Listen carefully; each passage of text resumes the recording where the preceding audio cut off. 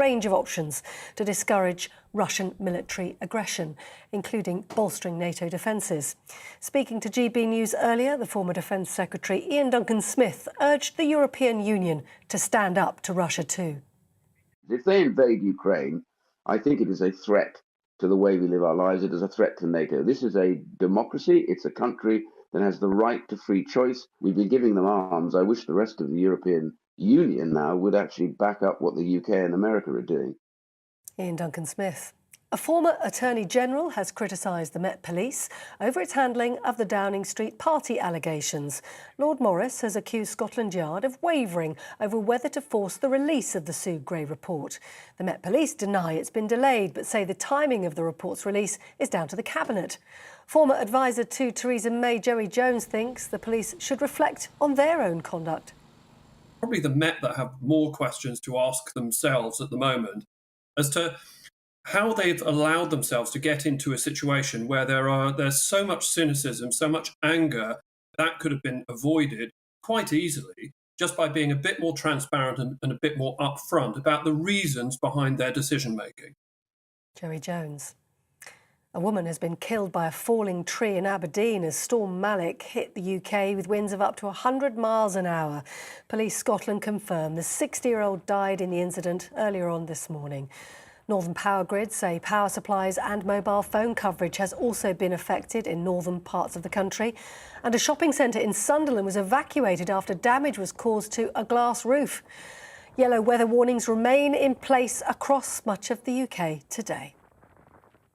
A major overhaul of the highway code has come into force today, and there are concerns that millions of drivers are simply unaware of the changes which aim to boost protection for cyclists and pedestrians. New guidance means traffic will have to give way when pedestrians cross at a junction. Cyclists should also prioritise riding in the centre of lanes on quieter roads to make themselves more visible. Edmund King of the AA spoke to GB News earlier about the changes. 141 cyclists were killed on the roads last year, more than 4,000 injured. Some 5 people every day actually die on the road. So it's trying to say, look, the roads are there, they're there to be shared. Entertainment news, and the Canadian singer Joni Mitchell has asked the streaming site Spotify to remove her music over COVID misinformation concerns. The Grammy Award-winning musician says the site was allowing irresponsible people to spread lies that were costing people their lives. Earlier this week, fellow singer Neil Young removed his own back catalogue from Spotify, reportedly due to its hosting of the Joe Rogan Experience podcast, which has been known to air vaccine-sceptical views. On TV, online and on your radio via DAB+, you're with GB News.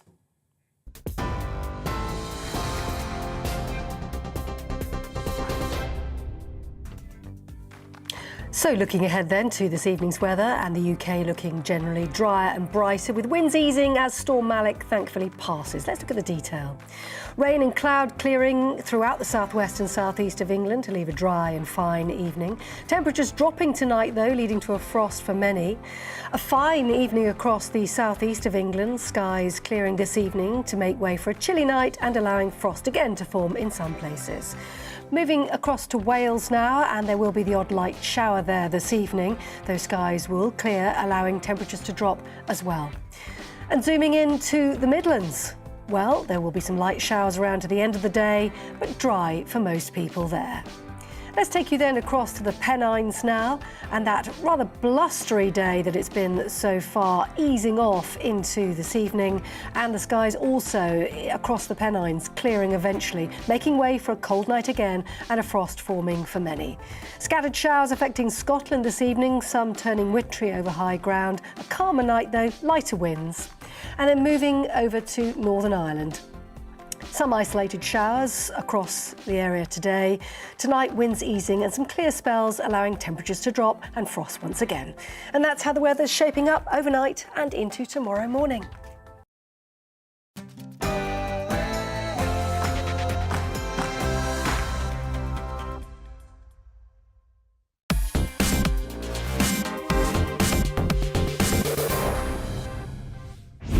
The GB News Tavern is open. It's Talking Pints. And my guess is that our guest this evening, as a Conservative Member of Parliament, could probably do with a drink. Ian Duncan Smith, welcome to Talking Pints. Now, we've got you here under completely false pretences because we wanted to grill you about the Sue Gray report, but that isn't going to happen. It's interesting, Ian. I mean, you know, before politics, you were a soldier. Your father, an incredibly distinguished Battle of Britain pilot with, I don't know how he sort of managed to wear all the medals that he managed to accumulate. 5 gallantry medals he had, yeah. Yeah, 5. 5 gallantry medals, yeah. Just astonishing. What on earth makes somebody go into the snake pit of politics? Well, funny enough, when I announced out that I was in business before, after the army I went into business, and when I announced out to my father that I was thinking of going into politics, because he's from the generation that got deeply distrustful of politicians because of what happened during the 30s and then ended up fighting a war. And he said, my God, he said, I thought I brought you up better than that. Well, he was right, really, then, wasn't he? That was it, really. I think it was always the last comment he probably uttered to me about it, really. But you've been there 30 years. Sorry? You've been 30 years now. Well, 29, 30 years coming up this April the 9th. Yeah, 30 years in the House of Commons. I know, horrid, isn't it? You've had some big ups. Lots of downs. Lots of downs. And I don't want to be unkind to you, but because I do genuinely think, Ian, that in political terms, you're like a good claret. I think with age, you're getting better and better and better. But having said that nice thing, let's just remind you, perhaps, of a moment that wasn't quite so great. Let's have a look. This is when you were leader of the Conservative Opposition Party. We must destroy this double-dealing, deceitful, incompetent, shallow, inefficient, ineffective, corrupt, mendacious, fraudulent, shameful, lying government once and for all. And to those who doubt and those who deliberate, I say this: don't work for Tony Blair. Get on board or get out of the way, for we have work to do. Minister, I say this: the quiet man is here to stay, and he's turning up the volume. That was really cruel of me, wasn't it? That's all right, I didn't mind that. Well, there's no such thing as a free drink, I guess. I mean, you had a very difficult time as leader of the party. Blair was on cloud 9. There was nothing you could frankly do about it, and he was there for years. And it ended in it was tough for you. Well, the Conservative Party had come out of a regicide. Well, in the case of Margaret Thatcher, not a regicide. But the reality was that that had divided the party dramatically and led to serious problems. And then, of course, 97 was a disastrous defeat. We were down to about 160 MPs. So being leader, I'll be honest with you, wasn't really quite intended, in the sense that we were standing to try and make a point about where the party should go. But having been there, I didn't regret any of it. You can't look back and regret it. It was tough. It was tough because, nobody was interested in listening to us. And the press were vicious. Press are always vicious because, of course, when you're down, they like to kick you. That's not a problem. I'm used to that. But the reality was that for the party, they just hadn't got their heads around the idea of it would be good to be back in power. So, I used to say my party could have an argument in an empty room, but the only problem was the empty room won on every single occasion. And that was really a definition of who we were at that stage. And so building back had to start with the party waking up one morning and going, actually, do you know what? It's time to stop tearing chunks out of each other and start going forward. And you've just seen the Labour Party for the last few years tearing each other apart. It happens to political parties until they finally discover I watched you going through all of that. And as I say, the press were pretty vicious. And in the end, you stood aside as leader. And I kind of thought, well, Duncan Smith, he's been there for a decade. As you say, the army, business, he's going to leave politics. He's going to walk out because he'll be able to make a lot more money in the private sector, live without all that stress. But you kind of stayed on and found yourself a new mission, didn't you? Well, why did you stay in politics? Well, two things very quickly. One is, during the time that I was leader, I had become very focused on the areas around the UK that had literally broken down. So communities where it didn't matter who was in power, nothing ever reached them. Visits to Gallowgate and Easter House and parts of Bristol and London, all these places. I realised that actually what we needed to do was try and figure out what had gone wrong and learn from it. And then I started to learn that there were lots of small community groups and charities that were solving problems, that if only we could listen to them, we could get that done on the top. So after I'd gone, I'd made a pledge to 2 of these areas to go back and visit them, regardless, because politicians come and go and they never go back again. So I went back and it was there. Kept your promise. Well, I did. I wanted to keep a promise because I felt really badly that politicians always promise stuff and don't deliver. So I went back, and then from that I set up the Centre for Social Justice. Now it's a big organisation, but it draws its ideas from the ground level, from charities and community groups. So we did modern-day slavery. That's now law, the first country in the world to do that. But huge changes. Universal credit came from that, which I had to drive through when I was back in government. It does. And in fact, during COVID, it proved itself completely because, number one, you didn't have queues in job centres because they could do it online. And secondly, they were able to target and get to every single family. So in that respect, nothing is absolutely perfect, but it has worked remarkably well, even so much that the Labour Party now say that they will keep it and develop it. So, getting that through will have helped lots of people during COVID, saved their lives in many respects. I'm not taking credit for that, I just simply say that was the right thing to do. But doing that came out of listening to what people said, which is we need a much better balanced system. And I'm pleased that the Chancellor has decided to treat it like a tax and then lower the tax. After all, why do we tax the poorest the most when it comes to their benefits? It's far better to encourage them back into work by taxing them less. Yeah. Good Conservative principle. So he did that during the last budget, and I was pleased about that.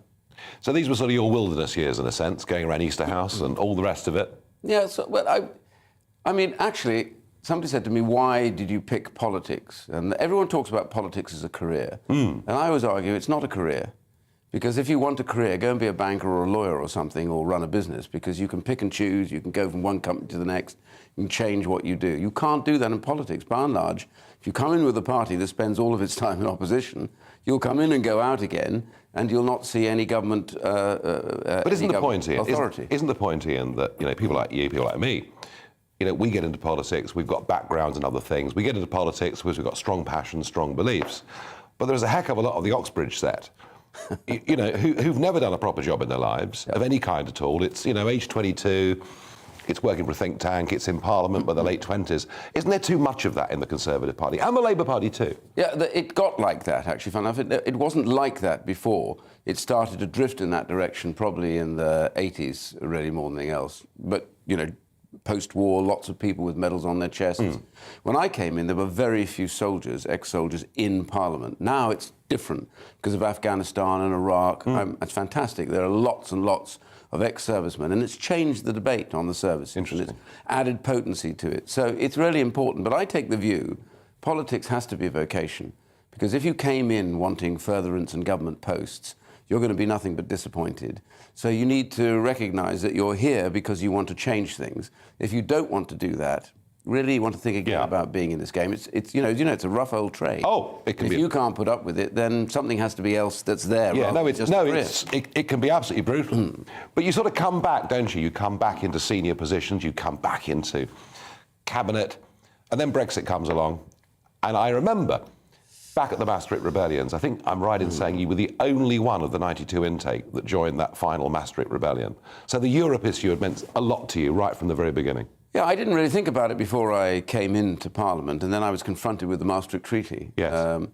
I blotted my copy before I even got elected by signing a letter saying basically don't sign it, John Major, which I think I'm surprised actually they stuck with me in the next election. It would have been far better for them if they hadn't. But so from there on in, I just came to the conclusion very rapidly that I just didn't think everything my father stood for and all the things that I believed in. I just felt that if we did Maastricht, I said at the time that Europe will leave the United Kingdom, because Maastricht is moving in a direction that nobody ever voted for. We voted to join a market, to get access to it. We didn't join a political union that would in itself almost replicate a country.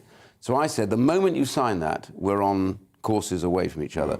May not happen in my lifetime, I felt, but it will happen. In fact, it happened in 2016. And I think we will be better off for it. I know people argue, oh, we shouldn't have gone. No, the truth is, we are big enough to be able to negotiate our way through the world and at the same time get on and be friends and cooperate with our allies in Europe. And that's how the relationship should be. Monsieur Macron's a bit difficult at times, but then Well, you know, Šefčovič perhaps needs to rethink his the Northern Ireland Protocol. We shouldn't have a foreign government have it rules in the United Kingdom, full stop. We must get rid of it. Trevor Kavanagh made the point earlier that some of the good things that are happening are just happening. You know, it isn't happening because of anything government's doing. And I talked before the break about the fact that 90% of global financial services firms are saying London is the place in Europe, and you know, if they haven't got investments here, they're going to have investments here. So there is great opportunity. I also thought the AUKUS deal really, really mattered.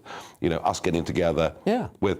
But one of the things, Ian, that you've really, and I know that you know, the referendum, and it meant a hell of a lot to you, and you were very active, and you came out of it with great credit. Yep. China, explain to me, help me. How can it be that we discovered just a few weeks ago that there's a sort of quite high-ranking Chinese spy in the middle of Westminster? I haven't heard a word since. Well, I'm sanctioned, as you know, by the Chinese government, amongst others, and my colleague, and Tim Lawton, Nusgani, and various others in the Lords as well. And the truth is that China, I felt we've had the wrong relationship with China.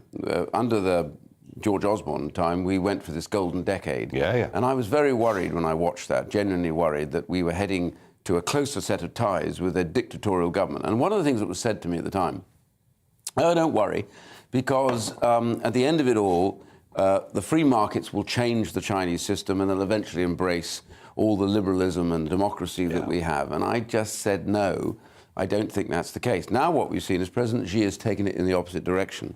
So this is a very dictatorial and brutal regime. It's committing, no question, genocide on the Uyghur. It's pretty much done the same with the Tibetans. It's cracked down on Christians. It's taken over the South China Seas, threatening Taiwan, trashed the Hong Kong agreement with us. And it's arresting people literally all over the world. So in the UK, we've been warning for some time now, we have to be tougher on the idea of where China is. They've been in our nuclear industry. Our universities are almost completely now conditioned to Chinese money, which is really worrying. And lots of Chinese postgrad students are getting involved in British defence contracts. What happened to us? When did we stop worrying Ian, about you're this passionate regime? about this, and I've spoken to Bob Seeley on this programme and others. But the truth of it is, so much of the British establishment seem to be completely relaxed about this. It's changing. Are the establishment selling out to China? It's changing. I think one by one, people are beginning to realise, actually, we gambled that China would end up in one place. They haven't. They've gone to another, which is to double down on really tough, brutal regime politics. You know, as I say, genocide, brutality, slave labour. Can we make ourselves less dependent economically on China? Yes, we have to. And this is the key to it. China is dependent on us as much as we are dependent on them. In a sense, it's our money that's flowing to China. Here's the irony. This is what happens when you don't worry about a form of government that you have in China. China doesn't tell the world it has a strange new virus. Whether it was in the laboratory or not, I'm not even arguing that. For ages, for nearly 2 months, they don't tell the WHO. What happens? It spreads all over the world. Millions die as a result of this. Now I find that when it comes to testing and PPE, all our imports have gone through the roof because we're buying all of this stuff from China now. I know. So here's the ridiculous irony. Many millions have died because of their brutal failure to tell the world what happened. Meanwhile, now we're having to go to them to buy our stuff. We have to move off to other countries like India and others, and here in the UK, lots of manufacture now should be here in the UK. We need to make sure that we get those costs down, but there's lots of reasons why added value could come here. We need to reinvest in the UK. Is China a bigger threat than Putin? Well, I call them the axis of evil now, which, of course, Reagan used originally. We now have... Originally, Russia dominated China in world politics. It's gone around the other way. What's happening is China's watching this Ukraine saga to see how we react. We've seen Germany go weak and wobbly on us because of their dependence on gas. The UK, to be fair, is leading on this. But the key question is here, they watch. If we don't settle this, China will see Taiwan as the next step. And this is our problem. You know, they are together on this. Then if you add in Belarusia, you then start to look at what happens in Iran. When Iran sees the same, you're getting this axis. History is repeating itself. We're still seeing genocide now, and I think today and this week, we are commemorating the Holocaust. Did we learn nothing from the Second World War? It's a very good question. Ian, finally, how long is Boris going to last? Well, look, you know, I supported Boris, and I'm going to wait for the report. Support Ed? Yeah, well, I supported him when I was running his campaign. He has capabilities which most politicians don't. He can excite an audience, he can sell a message in a way that I haven't seen since Reagan, really. As a political salesman, he is literally supreme. Now, all of this stuff should never have happened. There's no even he's admitted and questioned, said, no, this should never have happened. They should have not lost, and this whole idea that we were all in this together. If signs should have been on the doors saying, when you finish work, go home, don't stay around. So, yes, all of that. But I think unless there's some particular serious point where you can demonstrate that there was clear knowledge about what was going on and it was encouraged, I like to think that, honestly, we need to draw breath for a second and ask ourselves a single question. If we start down that road of ending another Prime Minister, what are we ending it for? Now, the question really has to be, do we think that lessons could be learned? Do we think that these things can change? And that's going to be the judgment. And that right now we keep that open. Do we think Boris Johnson can change? Well, it's wholly feasible for us to make sure that we get the thing. Okay. The key is delivery. Come on. We voted for Brexit because we knew once delivered we could get huge change, regulations down, money flowing in, and I think we can do that. But we need to deliver that. And those are the big things. And we can sort out Ukraine, because if we don't, well, this is going to run and run. Ian Duncan Smith, thank you for joining us on Talking Pints.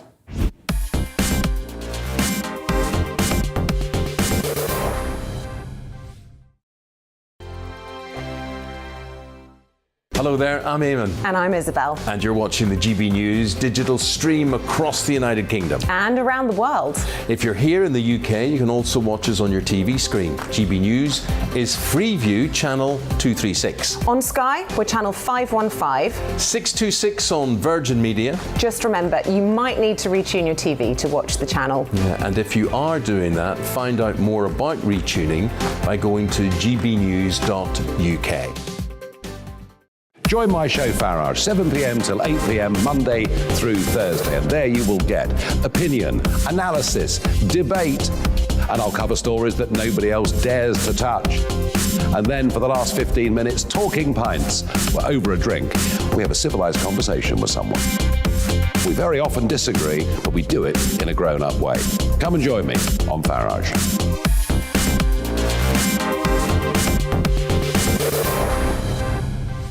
I'm Dan Wootton. Join me Monday to Thursday from 9 to 11 for the feistiest and most fun news debate on TV, where free speech reigns. I'll bring you a sharp take on the day's biggest stories, bombshell newsmaker interviews, and A-list guests.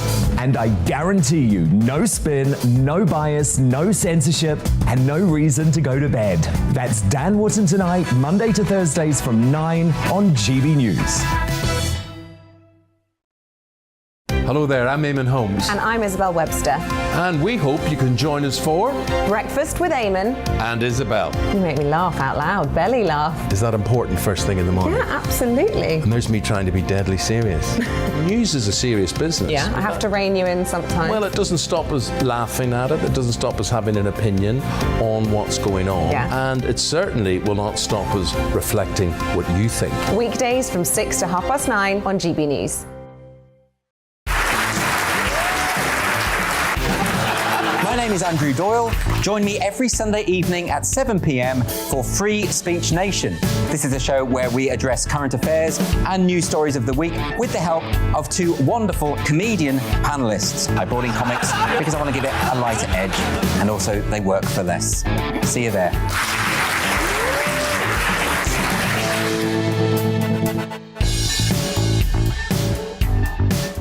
Join me, Mark White, here on GB News. For more than 2 decades, I've been at the sharp end of reporting crime and security at home and abroad.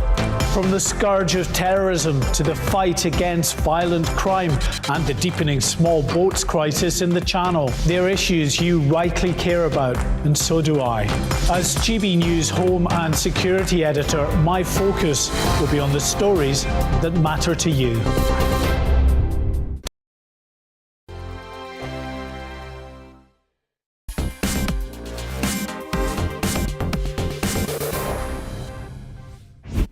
Well, the GB News pub is open, and I think it's probably quite appropriate that businessman and entrepreneur Luke Johnson is joining me today on Talking Pints. Luke, welcome. Cheers. To Talking Pints. Good to see you. Now, I obviously want to talk to you about restaurants and pubs and all the things that are locked down, but I'm fascinated how your entrepreneurial business career started, I believe, with a nightclub. It did. I was 18 at university, and a friend and I went to the local nightclub and did a deal whereby we took it over on a Monday night, and the nightclub took the bar money and we charged on the door, and we kept the door money. And I knew 20 minutes before we opened it was going to be a winner because there was a big queue of people waiting. And I think that moment changed my life. It inspired me to go into business. And that friend was Hugh Osmond? He was, and we were both studying medicine and all set to become doctors, and instead of which we both became businessmen. Yeah, and Hugh's been on this programme during lockdown talking with me. Of course, the big thing that people really know you for, I guess, business-wise, is Pizza Express. Yes. Which became just the most mega success for you. I mean, how exciting was that? Well, incredibly so, because he and I were 30 at the time, very young, and we got this amazing break of being able to take control of this iconic business that was all primed to explode. And so through the 90s, when we and others ran it, we grew it to open all over the country, and it was the most successful business of its kind at the time, and paved the way for other things we've each done since. Yeah, that interests me. I sort of called you a serial entrepreneur earlier, but you call yourself a projector.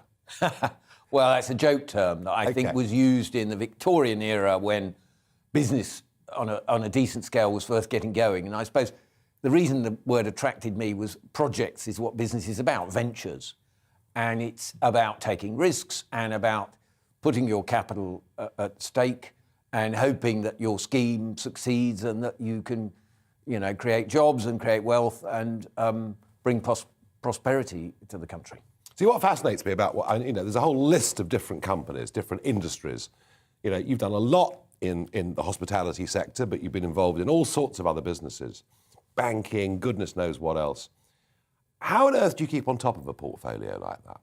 Well, I think you have to have great partners, which I've always done. Or not always, but mostly. What, trusted? Yes, trusted partners who have a stake in the business, so you've got aligned interests, people who are competent and honest and reliable and motivated, who have the same goals as you, ideally, and have what I call domain knowledge, i.e. they're real experts in the field that they're operating. And you have one business, and I know you don't want to talk about it, but I'm going to have to mention it because and hey, we're in a pub having a pint, so we can talk about these things. But Patisserie Valerie, things went horrendously wrong, and you had a very bad time over that. I did, and it was most unfortunate, and it's something that I will regret forever. It was the business I thought was my biggest success, and it turned out not to be at all. And others were very badly let down. But there was, as I understand it, there was a big hole in the accounts. There was.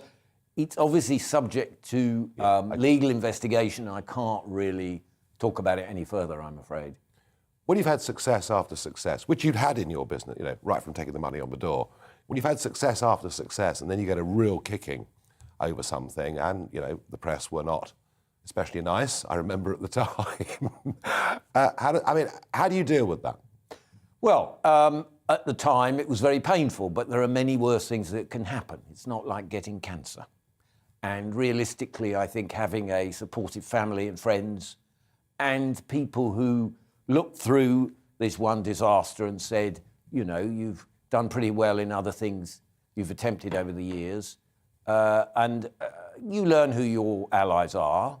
And I was very fortunate that other businesses I became involved with way before that went wrong, such as Gale's Bakery, for example, have gone on since to do very well. But clearly you draw on your reserves of resilience and you decide, am I going to crawl away into a hole and disappear forever?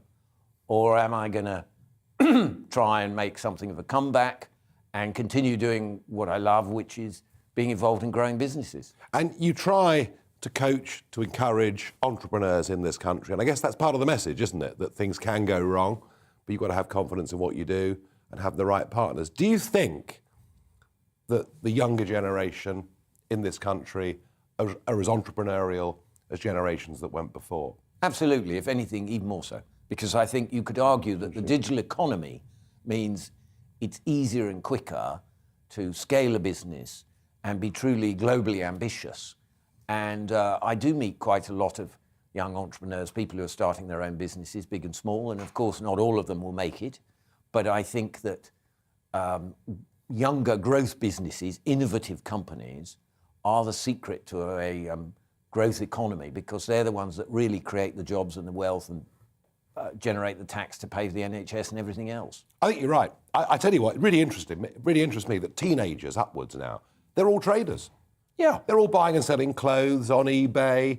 A lot of them have got involved in the stock market over the course of the last year, and I know, perhaps GameStop went a bit mad, but I find it fascinating that because of connectivity, people are buying and selling things, thinking about making money, I think more than kids were a generation ago. I agree, and I think working for yourself and building a business is something that inspires a lot of young people.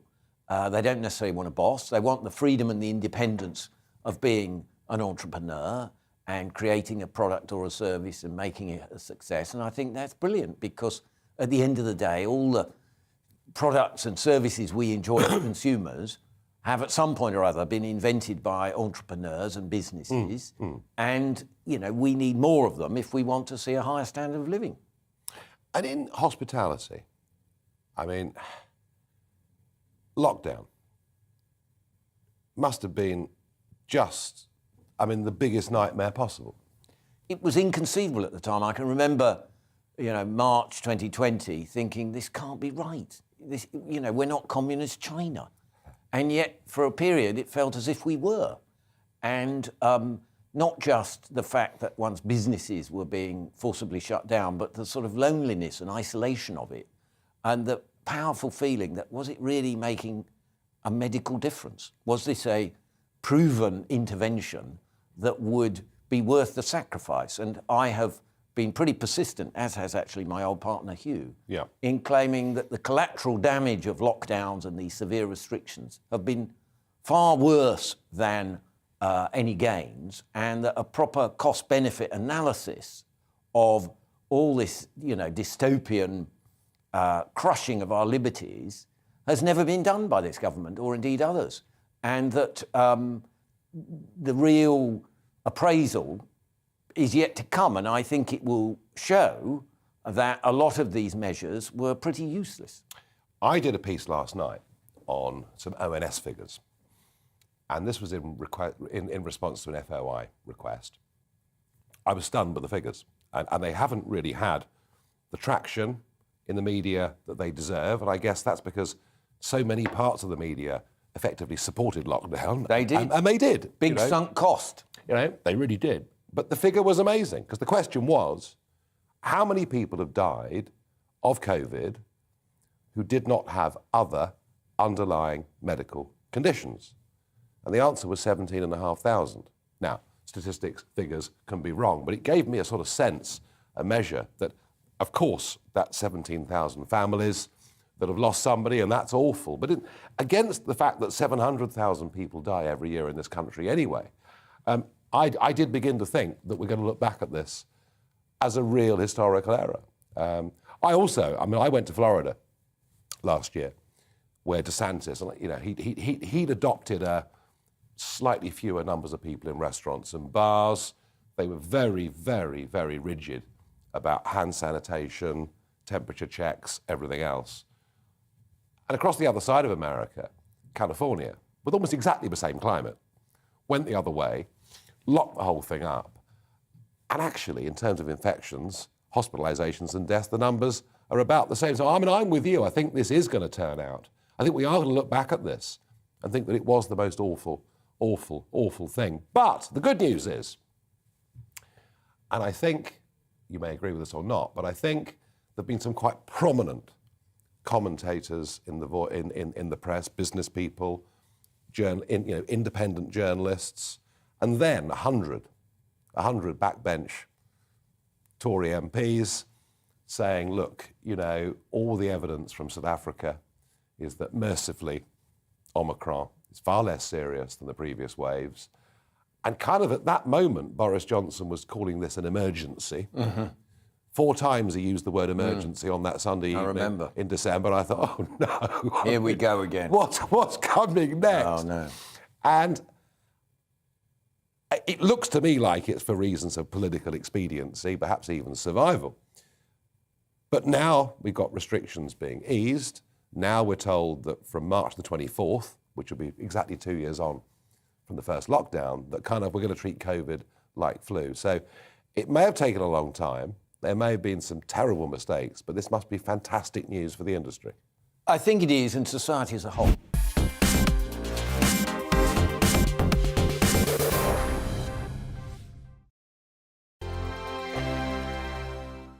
Hello there, I'm Eamon. And I'm Isabel. And you're watching the GB News digital stream across the United Kingdom. And around the world. If you're here in the UK, you can also watch us on your TV screen. GB News is Freeview channel 236. On Sky, we're channel 515. 626 on Virgin Media. Just remember, you might need to retune your TV to watch the channel. Yeah, and if you are doing that, find out more about retuning by going to gbnews.uk.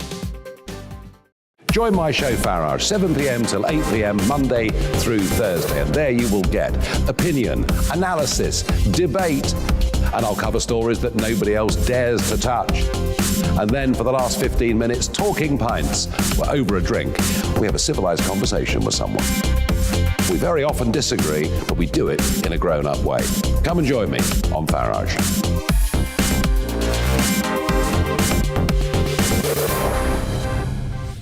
I'm Dan Wootton. Join me Monday to Thursday from 9 to 11 for the feistiest and most fun news debate on TV, where free speech reigns. I'll bring you a sharp take on the day's biggest stories, bombshell newsmaker interviews, and A-list guests. And I guarantee you, no spin, no bias, no censorship, and no reason to go to bed. That's Dan Wootton tonight, Monday to Thursdays from 9 on GB News.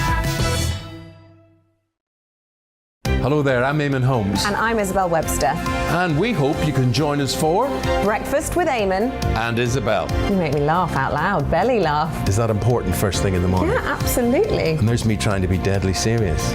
News is a serious business. Yeah, I have to rein you in sometimes. Well, it doesn't stop us laughing at it. It doesn't stop us having an opinion on what's going on. Yeah. And it certainly will not stop us reflecting what you think. Weekdays from 6 to 9:30 on GB News.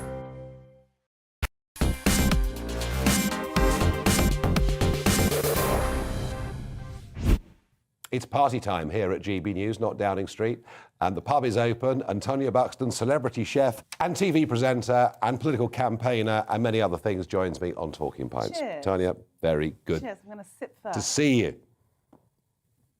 Now, of course, my Greek kitchen, my Cypriot kitchen, and I mean, goodness knows how many TV programmes you've presented over the years.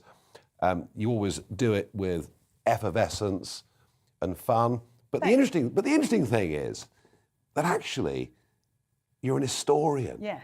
You're a classicist. That's actually what I wanted to do initially, before the My Greek Kitchens and My Cypriot Kitchens. I wanted to do this programme called In the Steps of Alexander, and following the steps of the spice trails of Alexander and Alexander the Great, and it somehow ended up being a food show. But you know, in every single one of my shows. Let's have a look okay, at you on the road, shall we? Wow. It's nearly ready. Smells amazing. So here we go. Oh. Lovely jubbly. You know what? I'm in my 40s now. He's got a lot of faults, Eddie. You know, he's not perfect. But one thing he's good at is cooking. So classical history out of the window, Yeah. and suddenly it's travel and it's food. But I was thinking, you know, given that you've studied the classics, that you and Boris have a bit in common. I applaud you with that one. I think actually, doesn't Boris have some Turkish origins? Or He does. I think a grandfather or a great-grandfather. So, yeah. Yes, the Ottomans, when they took over Cyprus and Greece, maybe when we were polemic even then. But you could have gone on to teaching or whatever, but it's been TV, but it's I particularly... was a school teacher though, Nigel. Oh, were you? Yes, I was a school teacher for 8 years, a primary school teacher in Tottenham. Wow. Before I changed careers at the age of 32. What is it about Greek food in particular? I mean, what is so special? And you know, I know we had lunch last year together at a Greek restaurant. It was magnificent. What is it about Greek food? I mean, you seem to have a passion for it, a belief in it. The thing about Greek food is, and what you need to understand, is that everybody talks about the Mediterranean diet, but the studies that were done on the Mediterranean diet were actually the studies done in Crete in the 1970s. So the Spanish and the Italians and all the other Mediterraneans jumped into this great diet for you, but actually it was the Greek diet. And it was a lot of olive oil, it's eating off the land, it's eating seasonally, eating colourful food, and having a predominantly kind of vegan diet. So it's kind of 80-20 because they eat from nature. And so they might flavour their food with some salted pork or something like that, but it wasn't these great big lumps that you think of when you think of Greek food. You think of souvlaki, don't you? And it's huge amounts of meat. My parents grew up eating meat maybe once a month. Wow. So it's a really healthy diet. It's indigenous. Are you saying it's organic? Are you saying meat's unhealthy? No, meat is very, very good for you. I'm a complete carnivore, but it's where you get your meat from. You know, the type of meat that we're eating now, this kind of farmed and it's cruel on the animal, and it's actually not good for us at all. They're pumped full of hormones. They've got lots of antibiotics because they don't look after the animal properly. So the fast meat is bad for you. But if you get your meat like I do from a local farm and you know where it comes from, it's very good for you. And you don't have to eat it often. And I buy all of that. I get the argument. I understand it. And yet, difficulty is, Tonia, to eat like that is expensive. It is, yeah, it is. So what does, and you know, we've got a massive obesity crisis growing, not just in this country, but actually right across the world. Although I think when it comes to Europe, we're doing continental Europe, we're worse, I think, than our French and German counterparts. We're doing badly. The thing is the main thing about all of this is to cook from scratch. Okay, you cook from scratch, and actually to cook relatively cheaply from scratch. So, and when it comes to getting beans and pulses and learning quite basic recipes, you can feed a family. I've got 4 children, there's 6 of us. The minimum, I cook a minimum of 6. So, you know, it is expensive to buy that type of meat, so you don't have it that often. You just have it maybe once a week, and then you find ways to work around it. And it is all about cooking from scratch. I'm joined by celebrity lawyer Nick Freeman, who's got a cup of tea, but welcome, cheers, Nick, good health. To Talking Pints. Now, we're going to have a chat about this amazing reputation you've got as a lawyer for picking holes in the opposition arguments, for becoming Mr. Loophole, which is, you know, it's quite a claim to fame, and your big celebrity customers that you've had over the years, some amazing, very famous cases. But as somebody who's very, very good at reading the law and getting customers out of clients out of very, very difficult situations, what I'm going to do right now, because the Tory party are dithering. Yep. They're messing around. They are. So I'm going to give Boris, because a lot of people out there still like Boris. Let's give you one last chance. You're now in charge of Boris Johnson's defence. As his legal advisor. As his legal advisor. Okay. We've got the Met, Just as his please. legal advisor. Just as his legal Okay. advisor. What would you advise the Prime Minister? A really easy question to start. No, it is a very easy question for this reason. Boris, relax. You're presumed innocent. These parties took place, if I'm correct, over 6 months ago. Therefore, the prosecution is out of time and they can't prosecute you for it. So just from a purely criminal perspective, I think you're okay. That was the point Shabnam Chowdhury was making. Was it? When she was on earlier on, you know, former Met. So I mean, out of time. From a legal perspective, that's why I clarified. Yes. From a legal perspective, I think he's okay. Yes. From a political perspective, I mean, he's always got the populist vote. People love him because of his character, his massive personality. But I do believe that when you lose your integrity, that the trust, that foundation has just broken down, I think you've got serious problems. And we've had repeated examples of this. And I think the public are fed up.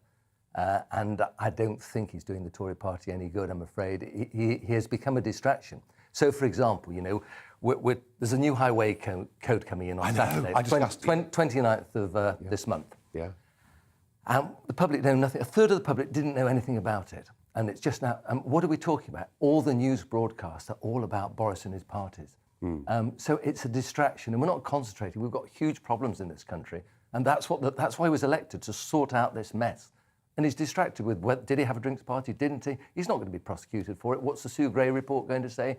So that's his political career. He's a distraction, in my view. He needs to stand aside. I think he will. I think it's only a question of time. And we need, unfortunately, I say unfortunately, we need somebody else who can carry forward and do what the Tory voter wants. We want someone with integrity, someone who's got some vision and move the country forward in the sort of direction that he was elected to do. And you know, he's lost Dominic Cummings. He's lost his way. Mr. Cummings has become very vindictive. And nasty. It's nasty. It's unpleasant. He doesn't do himself any favours. But the Tory party needs to regroup, regather, move forward. They were elected by a huge majority, as you Yeah. So they need to just get on with the job. Otherwise, they're going to forfeit this opportunity. Said with some passion, Nick. Said with some passion. I'm afraid I'm passionate about most things. Yeah, no, I can tell. Including what I do. Now, it's very interesting. You mentioned the highway code there. Yeah. And in fact, I had a debate last night on this. And, you know, I had a pro-cyclist and a pro-motorist, and I'm really worried that what's been brought in is sort of London thinking and doesn't apply to much of the rest of the country. And I can see people turning left at junctions and all sorts of problems and accidents, and some will know what the code is, some won't. But it's in this sphere of motoring that you've become really incredibly well known. Yeah.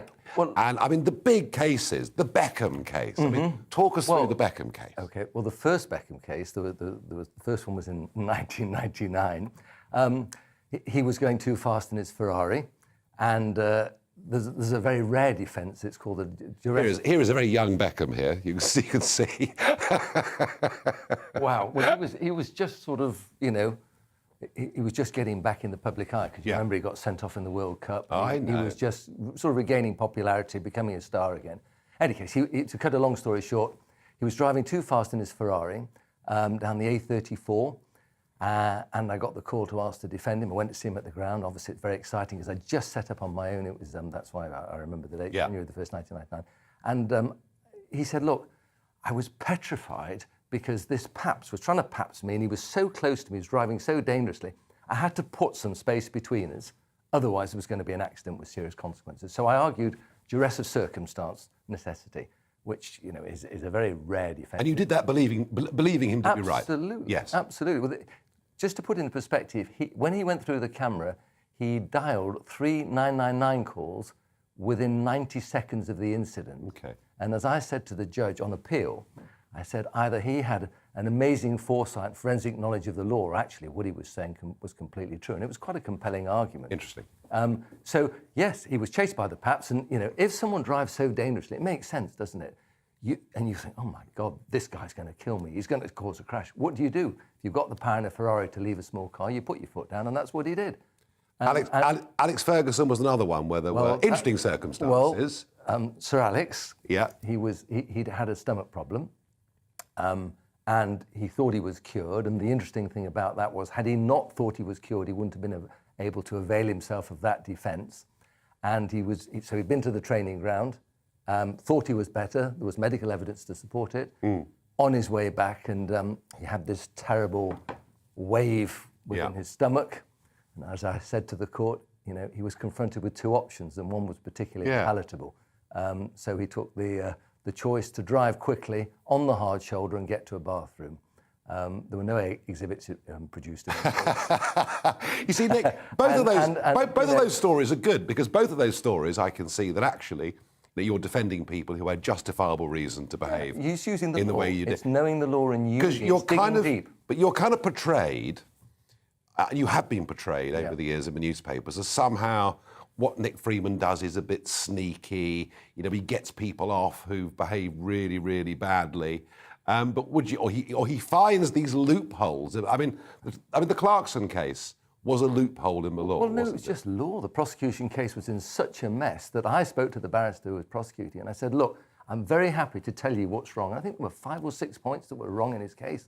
And I said, I'm happy to tell you if you're sensible about it. In other words, if you don't ask for an adjournment to try and rectify it. He said, I'm not going to do that. So I told him, he said, you're absolutely right, I'm going to knock it on the head. That's what happens. So, you know, I don't get him off. What I do is I advise my client what to do. I then go and argue. The Crown argue the other side, and someone else will decide whether there's merit in my argument. It's not my decision whether he's guilty. But kind of the press would... And they like to vilify, don't they? Well, they like to sort of show you as that you're on the side of the bad guys. Well, because, look, we have a presumption of innocence, don't we? And you know, even if we should have. Well, we do it. It exists in law, but we forget it. We assume we read a sensational article in the paper, and you think that's disgusting. How did he do that? It's awful, particularly with sex cases. You know, we have reputations, traduce. We hear the allegation, the no charges, a lifetime ruined. I mean, I dealt with one soap star, and he was charged with a sexual assault. The jury were out for 7 minutes. It took them about 4 minutes to get backwards and forwards to the retiring room. She was obviously lying. That was the end of his career. I'm not going to mention the name, but that was the end of his career. He'd done nothing wrong. An opportunist person. And I said to him, you need to go after him, make a complaint for perjury, attempting to pervert the court. He said, it's destroyed my life. I've got nothing left in the tank. And he let it go. So, you know, one of the things I asked for, and I think we should have, is we need to go back to the days where there is actually anonymity for all people who are accused of sex offences, but at the same time, give a judge a discretion. So if the prosecution feel they're dealing with a Savile or something as odious as that, they make an application to the trial judge and say, look, we think we need to lift that veil of anonymity and people will come forward. So the judge has a discretion and it's exercised judiciously, and then we have fair play. But why? How many lives do we have destroyed? And, you know, sex crimes are horrendous, but at the same time, we don't want to be falsely accusing people who are innocent, because we're destroying their lives. Because their lives are ruined too. Who's protecting them? Yeah. Because the media aren't, and then you get a small... I defended a headmaster, and he was accused of serious sex crime, rape. And we were very thorough in the investigation. It was basically he says, she says, and we found a porter who remembers going past the room, and there was awful sensational headlines about this particular case, because he was a headmaster. And the porter, we did some research, and he said, I walked past that room. The rape was supposed to have happened at midnight. He walked past that room at about 2:30 in the morning, and he heard a woman say, come on, baby, give it me, baby, come on, baby. Well, we got that, we served it. There was a trial before the trial. The case was thrown out. That was the end of his life. You know, it sticks. So these sex offences are unique. They have a terrible stigma. Very interesting. And people need to be protected. Very interesting. And Nick, one of the things that we've had, you know, I suppose we could argue from Magna Carta onwards, has been this concept that you're judged by your peers. In most cases, there is a jury. Yeah. And I have to say, I was pretty shocked by what the criminal damage charges jury decided over the Colston case, the Edward Colston statue in Bristol. I was really surprised. Yeah. I think there was a lot of fear involved in that, and I honestly believe that they were worried about repercussions if they returned a guilty verdict. Because they lived in Bristol? I think so, yeah. I think that local people, so much media attention, that the people who pulled that down obviously they're activists, aren't they? Let's say that. They accept they're activists, and I think the jury were under pressure. I think we can say they were under pressure to return a verdict. I have to say, and that's a personal view. I have to say that was my gut instinct. I didn't dare say it. No, and I'm not sure whether I'm going to be castigated for saying it now. But is there an argument? Is there an argument? You know, intimidation of juries is something that, of course, we've always taken very seriously. We do know at times it goes on. Yeah. Is there an argument in cases like this to get a jury in from another part of the country? Definitely, 100%. You know, if you look at that case, was there a legitimate excuse? The defendants believed, quite fairly, there was a legitimate excuse. They're perfectly entitled to advance that. Once they advance that, from a legal perspective, the Crown need to prove beyond reasonable doubt that legitimate excuse doesn't exist, which is a very high threshold. And it must be sensible, not to have it just before a judge. I really do believe in the jury system, but get some people from another part of the country, and we're sure, aren't we, that those people aren't going to be put under pressure. And you're absolutely right. That's what should happen in that sort of case. I've been feeling that for some time. And of course, that sort of verdict seems to give the green light to other people who are similarly inclined to say, I can do what I like now. And that case, of course, isn't a binding authority. It's Crown Court, it's persuasive. But people are going to look at it and think, why not? I believe I have a legitimate excuse. I think they're going to be very disappointed if that argument's run again. Yeah, I'm worried about it. Nick, we've left the European Union, for good or bad. Yeah.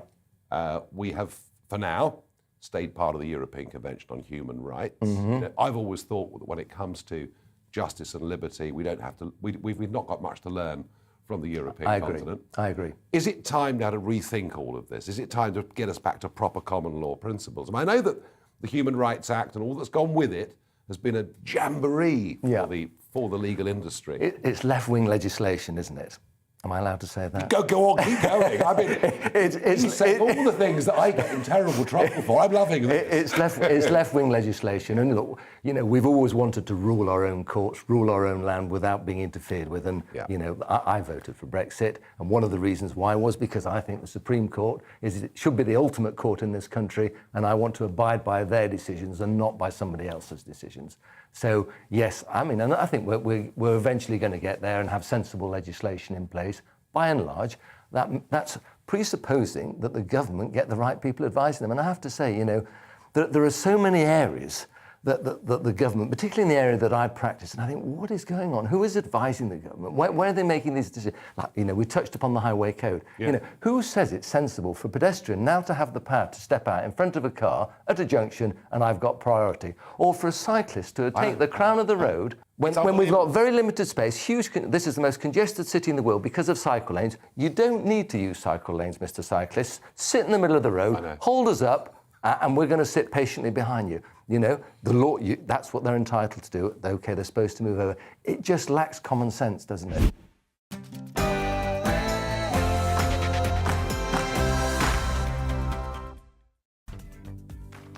So looking ahead then to this evening's weather, and the UK looking generally drier and brighter with winds easing as Storm Malik thankfully passes. Let's look at the detail.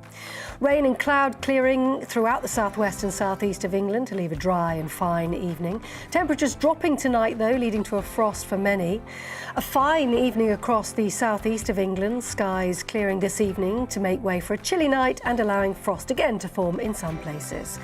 Moving across to Wales now, and there will be the odd light shower there this evening. Those skies will clear, allowing temperatures to drop as well.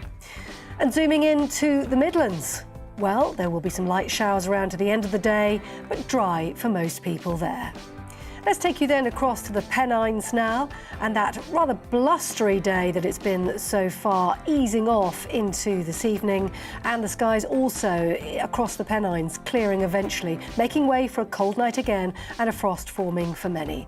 Scattered showers affecting Scotland this evening, some turning wintry over high ground. A calmer night though, lighter winds.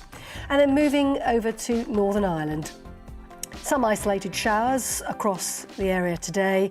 Tonight, winds easing and some clear spells, allowing temperatures to drop and frost once again. And that's how the weather's shaping up overnight and into tomorrow morning. Hello there, I'm Eamon. And I'm Isabel. And you're watching the GB News digital stream across the United Kingdom. And around the world. If you're here in the UK, you can also watch us on your TV screen. GB News is Freeview channel 236. On Sky, we're channel 515. 626 on Virgin Media. Just remember, you might need to retune your TV to watch the channel. Yeah, and if you are doing that, find out more about retuning by going to gbnews.uk. Join my show Farage, 7 p.m. till 8 p.m. Monday through Thursday. And there you will get opinion, analysis, debate, and I'll cover stories that nobody else dares to touch. And then for the last 15 minutes, talking pints. We're over a drink. We have a civilized conversation with someone. We very often disagree, but we do it in a grown-up way. Come and join me on Farage.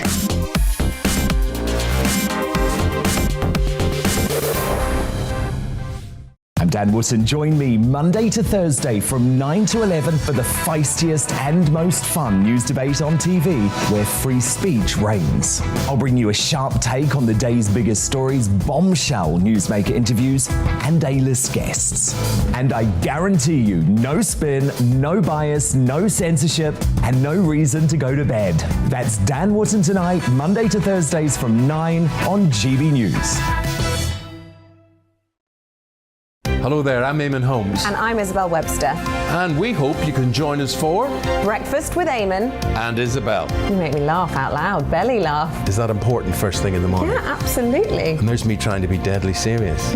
News is a serious business. Yeah, I have to rein you in sometimes. Well, it doesn't stop us laughing at it. It doesn't stop us having an opinion on what's going on. Yeah. And it certainly will not stop us reflecting what you think. Weekdays from 6 to 9:30 on GB News.